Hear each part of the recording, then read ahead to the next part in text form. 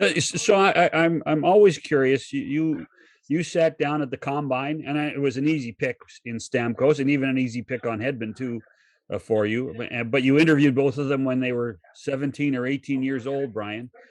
They have become really good leaders, and obviously excellent hockey players. Did you see that leadership in them at 17 and 18? You did. You did. With both guys, to be honest with you. I mean, Steven Stamkos, I remember when there's always unique things that you remember about these kids. In Stammer's case, there was a couple of unique things. Number one, he was beloved instantly by the veteran players on the club. And even to the point where veteran guys like Marty St. Louis, I'd say, hey, how's Stammer doing? You guys, you're taking good care of him. He needs a lot of help. And they would always say, he doesn't need any help. He fits in beautifully.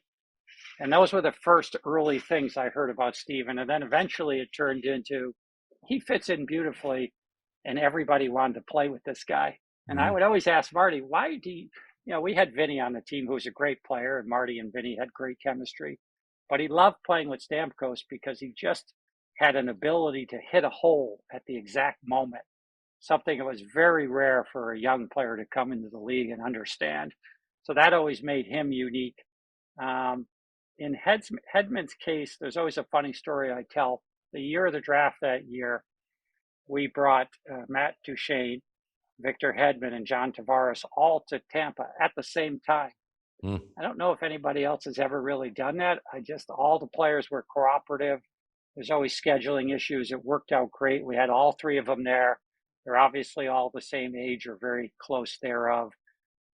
They did things together over that essentially 2+ days, and they did things independently with us. We had dinners, they trained a little bit, they did testing, but I found it fascinating because it was a great environment to evaluate the differences in these three young men.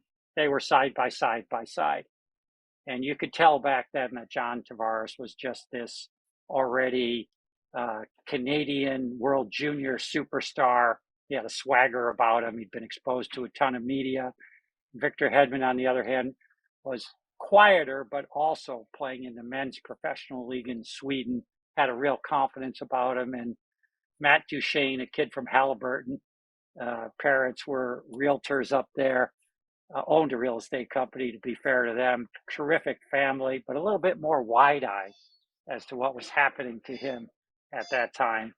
And the story on that one is always a funny one, because as the GM, I reserved the right, and I would tell the guys this. It's not like you need to reserve the right. I would say, look at you guys will run the draft from A to Z unless we have a pick in the top 5.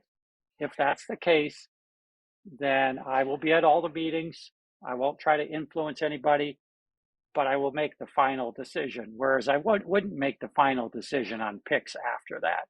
You just don't see the players enough. Even with video scouting today, I still wouldn't feel confident doing that. But I felt like the buck stopped with me. Our ultimate list was John Tavares, Matt Duchene, Victor Hedman. I did not say anything to anyone. I discussed it with Tom Curvers. I told the ownership what my final decision was, and then I notified everybody at the draft in Montreal that year that we were going to go a different direction than our final list. It was not very well received. I just felt that the buck stopped with me, and at the end of the day, I had let everybody know that, and that's the direction we went in. And to be honest with you, Matt Duchene had a much better start to his career than Victor did. That didn't surprise me because Victor was a defenseman. It's a harder position, all the things that you guys both know. So in the end, there was a little bit of turmoil around that deal. The very day of the draft, someone came up to me and said, I can't believe you guys blew it. You blew the draft. And I was like, well, I don't think we've played any games yet, have we? So it worked out in the end fine. Matt Duchene had a terrific year this year, obviously. He's a great player. Victor Hedman speaks for himself as to how he's played. I was happy with that decision back then, and I would imagine that Tampa is happy to this day with that decision.